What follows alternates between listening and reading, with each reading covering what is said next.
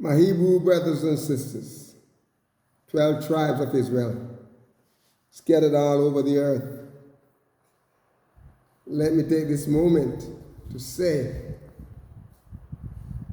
I hope you have enjoyed your Feast of Unleavened Bread. We just thank YAHUAH for the opportunity He has given us so we can come to the close of this feast. And if you remember at the beginning, I mentioned to you that we must replace our human weaknesses and sinful tendencies with something that is far better. YAHUAH and His Word. Praise His name. So we must learn this from YAHUAH's instruction that He gave to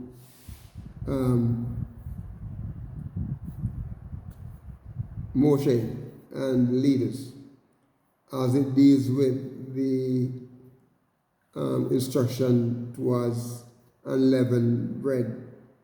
And all of this done throughout the feast. Now we come to the end of this feast for this year. Well, next year it continues.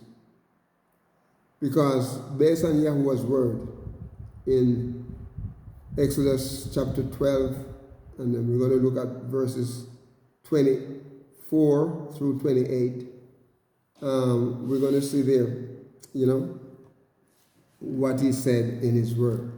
Praise His holy name. Praise His holy name. And so, my brothers and my sisters, let's think for a moment about the Feast of Unleavened Bread. Just think for a moment. Because, the Feast of Unleavened Bread, like I said, it celebrates, the journey of our Hebrew Israelite ancestors throughout, the wilderness period, right? Right into the land, the promised land. You see, remember following the Passover, they ate unleavened bread, okay? And for 7 days. They ate it for 7 days. But remember that they were in the wilderness for 40 years. 40 years they were in the wilderness. And we believe that they have done it during that time, even though they were traveling, right? Because they were basically stationary for a period of time in the wilderness, just going around. It is noted that for the rest of the month, 30 days,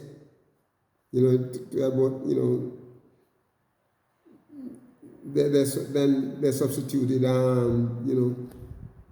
other food. Remember, they cried out. They were tired of what they were eating, so they cried out. And YAHUAH gave them manna, And then they cried out again, not satisfied. And YAHUAH gave them quails. And my brother, we talk about quails. Let me just ask you, have you ever had quail meat? It's like a little chicken, it is nice. The eggs are nice. My brother raised, quail, and he's trying to get me into raising quail, and he gave me eggs all the time, quail eggs. It tastes just like the fowl, chicken eggs. Just a little finer, nicer taste to it, right? But YAHUAH provided for them, right? And for the rest of their journey to the promised land, He provided for them. No, when they get into the land, they're supposed to continue. But I want to look for a moment, and because many people ask the question, so Passover is over. What do we do next? What next? Of course, there's several other feast days following this. They're going to be, the day of Pentecost, 50th day after YAHUAH's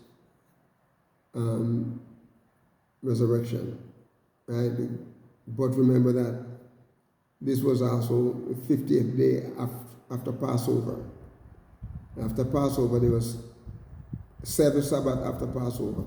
7 times 7 is 49, and the day after is 50. 50th day. So Passover, Pentecost was always the 50th day after Passover. Of course, Yahushua chose to send the YAHUAH on that special day of Pentecost, when He knows a lot of people will gather into Jerusalem, celebrating Passover. But I want to notice here what is said in Exodus chapter 12, verse 24. It says, "And ye shall observe this thing for an ordinance to thee and to thy son for how long? Forever."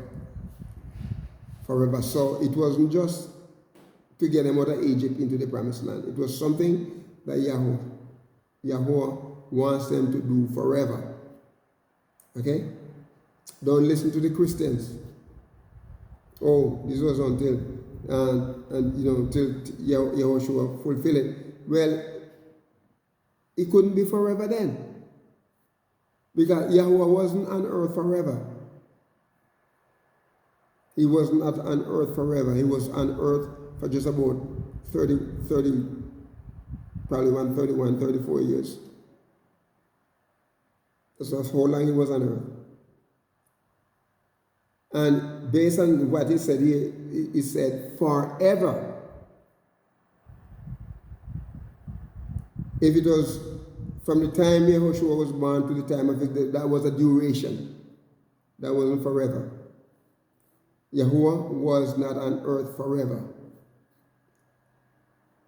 His human flesh could not last forever.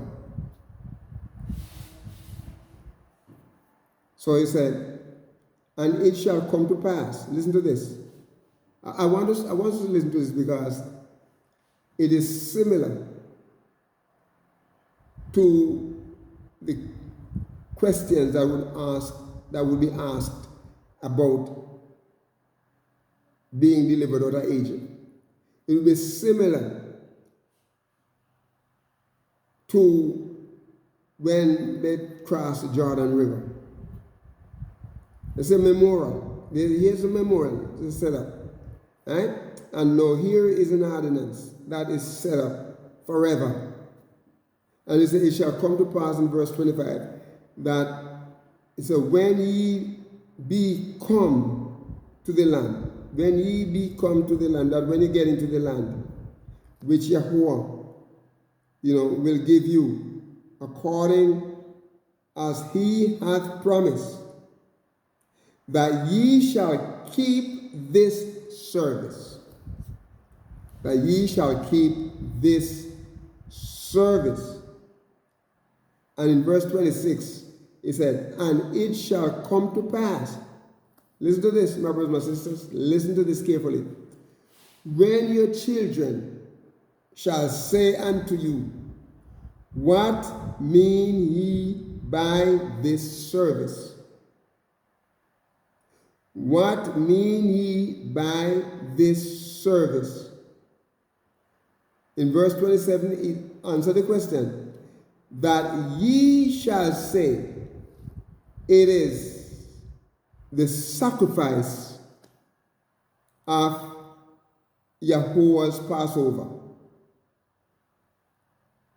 who passed over the houses of the children of Egypt, when he smote the Egyptians and delivered our houses, and the people bowed down as above the head and worshiped. When I heard what YAHUAH had done, here is something that when your children ask you, when they ask you, why do you keep this service? When we talk about Passover, many of the Christians say, oh, we don't do Passover, we do Lord's Supper. YAHUAH kept the Passover. And even though he instituted what is considered to be a supper, he did it because he was leaving and he wanted to be with his disciples one more time. It was a fellowship. And when we do the Passover, we are remembering not only what YAHUAH did to bring them out of the land of Israel, the land of Egypt, rather, into the promised land, but we are also remembering what YAHUAH did. His blood was shed, my brothers and sisters. He gave his life for you and for me. So when the people heard this, it said, they bowed the head. They bowed the head. And they worshipped. They bowed the head and they worshipped. And listen to this. In verse 28. And the children of Israel, that is the Hebrew Israelite people, they went away. And they did as YAHUAH had commanded Moshe and Aaron. So did they. My brothers and my sisters, this is not just for one moment. He said, it is forever. It is forever. So next year, when we come to the first month of the year, start considering how you're going to observe the Passover, following the Feast of Unleavened Bread. This should not be just a moment where you just abstain from yeast, anything leavened. It shouldn't be just that. When we were kids, we couldn't wait. Well, it wasn't as hard on us because Our eating habits were so different. Were so different. You know, if you become a Christian, then you start waggling back and forth, and you do a little bit over there, a little bit over there, you get convicted over here, you get convicted, you know what I'm saying? But now that we're Hebrew Israelite people and we've been awakened, my brothers and my sisters, this should have made a difference in our lives. It should have made a difference in our lives. And so we don't want to be like the heathen. We want to do exactly what YAHUAH commands us to do. Don't be like the heathen, my brothers and my sisters. Don't be like them. Do not be like them. So we wish you YAHUAH's blessing, and we trust that this Passover and unleavened bread this week has been a real blessing to you, that your hearts been revived as you seek to worship and to praise YAHUAH, as you give him all the glory that is due to his name. And today, as we end this feast, we pray that his blessing continue to rest upon you and your family, and that next year you'll continue. Let me take this moment, my brothers and sisters, to say thank you. Thank you for your subscriptions. Thank you for your likes. Thank you for your prayers. And we ask that you continue to subscribe, continue to like, continue to make your comments. And we're going to ask you, my brothers and sisters, to pay attention to things that are going on around us. And don't fail to stand up for the right. Do the right for others. And don't never fail to trust YAHUAH. Give him all that is due to him. Honor him. Praise him. Worship him. See what it said here? When the people heard what YAHUAH requires of them, they bowed their heads and they worshiped.